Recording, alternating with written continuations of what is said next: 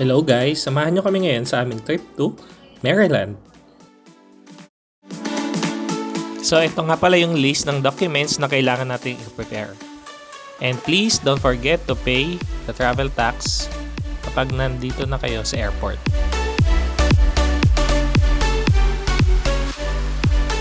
Next, kailangan natin i-check-in ang mga luggage and then you need to go immediately sa immigration.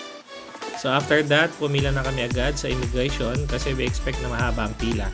So please prepare yung ating documents and just be honest. So after that, pwede na kayo mag-proceed sa waiting area. Kailangan nyo lang magdala ng water container kasi mayroon ditong refill sa waiting area.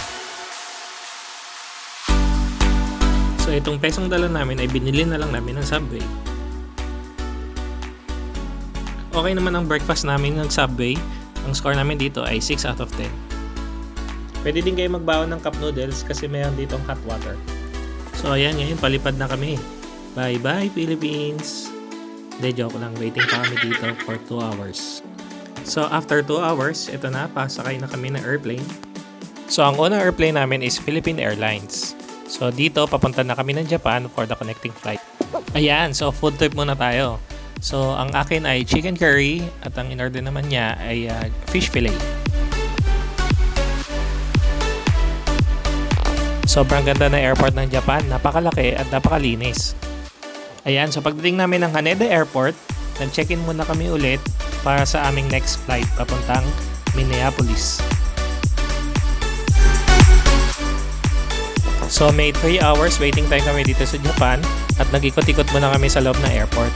Grabe, sobrang daming stores. Ang sarap sanang mamili dito kung marami kang time, kaso yun ang wala kami.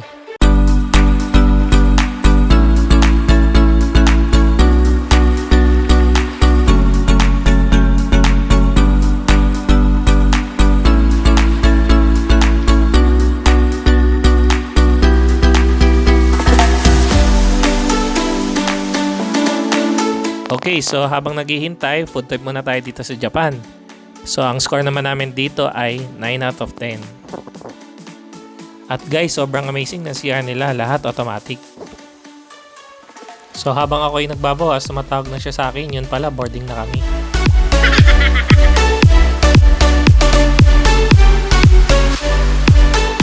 So food trip muna tayo ulit dito sa Delta Airlines.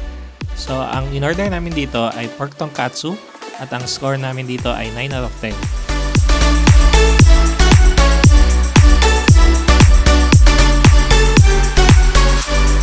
Okay, so after 13 hours ng flight, nandito na kami sa USA.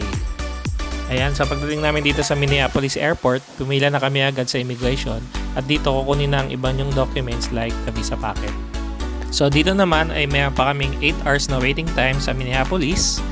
At ang next flight namin is Delta going to Baltimore, Washington Airport. Dito nga pala sa Minneapolis Airport, mayroon dito mga sofa na pwedeng tulugan. So dito nakatulog naman kami kahit papano. So after 27 hours ng aming flight including waiting time, pababa na kami ngayon sa Baltimore, Washington Airport. So sobrang pagod ng biyahe namin, nakatulog na kami agad sa hotel.